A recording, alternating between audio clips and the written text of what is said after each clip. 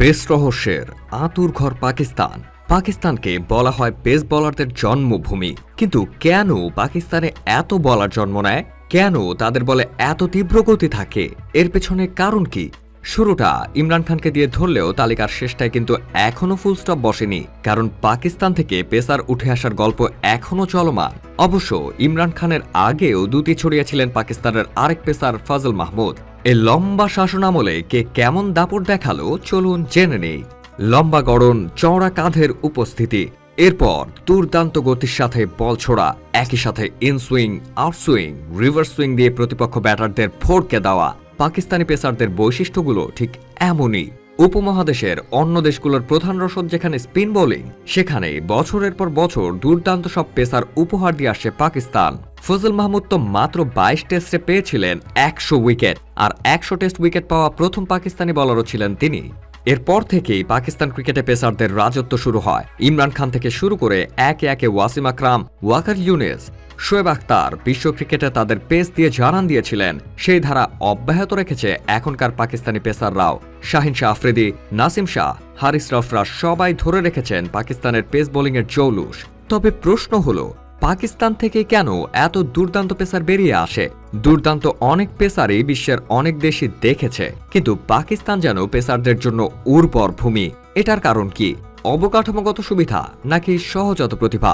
প্রথম কারণ হলো ক্রিকেট সংস্কৃতি। একটা দেশের ক্রিকেট সংস্কৃতি অনেকটাই ঠিক করে দেয় সে দেশের পরবর্তী সম্পদ কি হতে পারে। তো পাকিস্তানের রয়েছে পেস বোলিং সমৃদ্ধ ইতিহাস।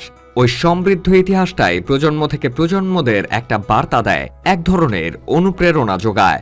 তবে পাকিস্তান থেকে পেসার উঠে আসার পেছনে অবকাঠামোগত সুবিধার চেয়েও বেশি ভূমিকা রেখেছে এখানকার আবহাওয়া, ক্রিকেটারদের শারীরিক গঠন।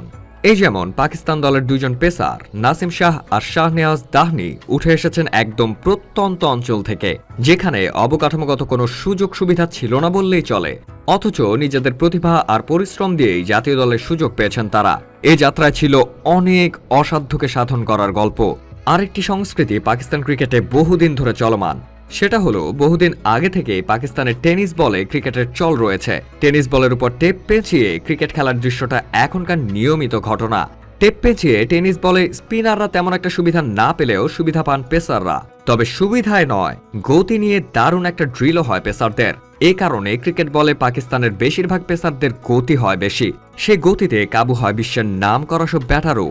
পাকিস্তানের সাবেক কোচ মাইক আথারটন 2020-এর পাকিস্তান সুপার লিগ আসরে অবশ্য এ নিয়ে একবার বলেছিলেন।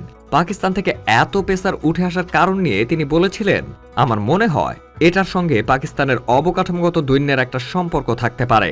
অনেক দারুণ ব্যাটার পেতে হলে আপনার ক্রিকেটীয় সুযোগ সুবিধা ও অবকাঠামো দারুণ হতে হবে, দারুণ অনেক কোচ থাকতে হবে, একটা ক্রিকেট সিস্টেম থাকতে হবে। কিন্তু বোলার যে কোনো জায়গা থেকে যে কোনো সময় উঠে আসতে পারে। সে কারণেই হয়তো পাকিস্তানে এরকম বোলারের সংখ্যাটা এত বেশি। মাইক আথারটনের কথায় যে কারো মতবিরোধ থাকতেই পারে, তবে প্রান্তিক অঞ্চল থেকে পাকিস্তানের পেসার উঠে আসায় একদিক থেকে প্রমাণ করে দেয় যে অবকাঠামোগত তেমন কোনো সুবিধা নয়, বরং নিজেদের শ্রম আর আদি পেসারদের উজ্জ্বল ইতিহাসে রোমাঞ্চিত হয়ে নিজেদের দারুণ পেসার হিসেবে আত্মপ্রকাশ করেছে। মূলত পেস বোলিংয়ের দারুণ শক্তি আর গভীরতা পাকিস্তানি পেসারদের করে তুলেছে অনন্য। এই কারণেই পাকিস্তান থেকে এত পেসার উঠে আসে, আর সেই গতিপ্রবাহের ধারা যে পেস বোলিংয়ের গতির মতোই চলতে থাকবে তা দ্বিধাহীন কণ্ঠে বলাই যায়।